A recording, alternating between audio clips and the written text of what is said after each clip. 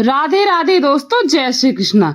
वैशाख मास के कृष्ण पक्ष की एकादशी का नाम वरुथनी एकादशी है और इस दिन भगवान विष्णु की पूजा और व्रत रखने से कई हजार किए गए यज्ञों के बराबर फल की प्राप्ति होती है। तो आइए जानते हैं इस बार एकादशी का व्रत कब है और इस दिन कौन कौन से शुभ योग बन रहे हैं। एकादशी का व्रत का पारण यानी एकादशी का उपवास कब और किस समय खोला जाएगा। हिंदी पंचांग के अनुसार एकादशी तिथि इस बार 13 अप्रैल सोमवार को 1:18 से शुरू हो रही है, यानी कि रविवार की मध्य रात्रि का यह समय होगा। एकादशी तिथि सोमवार को पूरा दिन रहेगी और सोमवार की ही रात 12 बजे के बाद यानी 14 अप्रैल मंगलवार को 1:08 AM पर समाप्त होगी। इसीलिए इस बार वरुथनी एकादशी का व्रत 13 अप्रैल दिन सोमवार को रहेगा और एक दिन पहले 10वीं तिथि के नियमों का पालन किया जाएगा।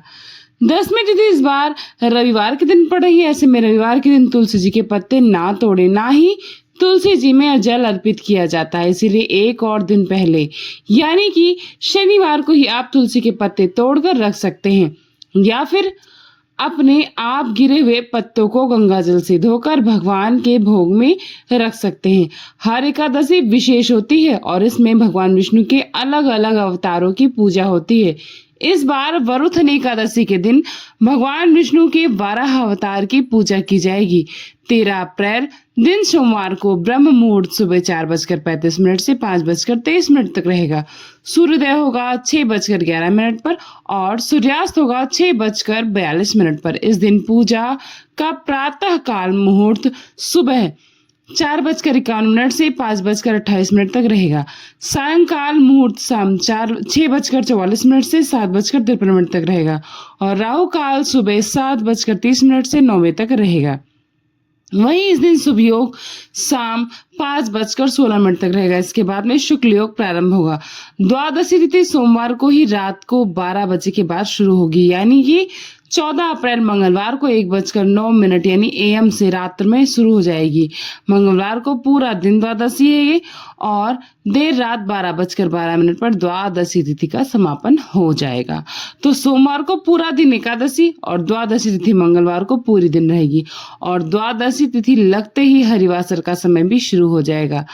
14 अप्रैल मंगलवार को ब्रह्म मुहूर्त सुबह 4:34 से 5:22 तक रहेगा। सूर्योदय होगा सुबह 6:11 पर, सूर्यास्त होगा शाम 6:43 पर। प्रातः काल पूजा मुहूर्त सुबह 4:50 से 5:57 तक रहेगा। इस बार 14 अप्रैल को वैशाखी और मेष संक्रांति का पर्व भी मनाया जाएगा और मेष संक्रांति के दिन पुण्य काल और महापौर्ण्य काल का समय सबसे शुभ माना जाता है। इस समय में स्नान, दान और अन्य शुभ कार्य किए जाते हैं। इस दिन खरमास की समाप्ति भी हो रही है। तो और पुण्य काल का समय मंगलवार को सुबह 5:57 से दोपहर 1:55 तक रहेगा।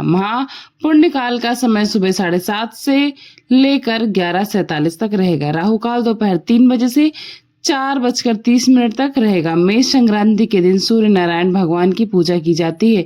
इस दिन पवित्र नदी के जल में डुबकी लगाकर फिर अपनी सामर्थ्य के अनुसार दान दक्षिणा असहाय लोगों को दी जाती है। इस दिन व्रत तो रखा जाता है जो कि बहुत पुण्य प्रदान करता है। अगर व्रत ना रख पाए तो भी इस दिन सूर्य नारायण भगवान को अर्घ्य देने के बाद तांबे से बने हुए बर्तनों का दान करना चाहिए। पितरों के निमित्त तर्पण आदि करने से पितरों को भी मोक्ष की प्राप्ति होती है। हरिवासर का समय जो कि द्वादशी तिथि लगते ही प्रारंभ हुआ है 14 अप्रैल मंगलवार को सुबह 6:53 तक रहेगा। ऐसे में वरुथनी एकादशी व्रत का पारण 14 अप्रैल दिन मंगलवार को सुबह 6:54 से 8:31 के बीच में किया जाएगा। अब आप लोग यह सोच रहे होंगे कि सूर्योदय तो हो चुका होगा, लेकिन फिर भी इतनी देर बाद व्रत क्यों खोला जाएगा। तो वो इसलिए क्योंकि हरिवासर का जो समय है वह सुबह 6:53 तक है और सूर्योदय होने के बाद भी आपको हरिवासर बीतने का इंतजार करना होगा और व्रत का पारण शुभ मुहूर्त में ही करने से व्रत का फल पूरा मिलता है। क्योंकि सोमवार के दिन एकादशी है, ऐसे में कुछ भक्त सोमवार को भी व्रत रखते हैं, तो ध्यान रखिएगा एकादशी के नियमों का अधिक पालन आपको व्रत वाले दिन करना होगा, जिसके अनुसार चावल का पूरी तरह से प्रयोग इस दिन वर्जित माना जाता है।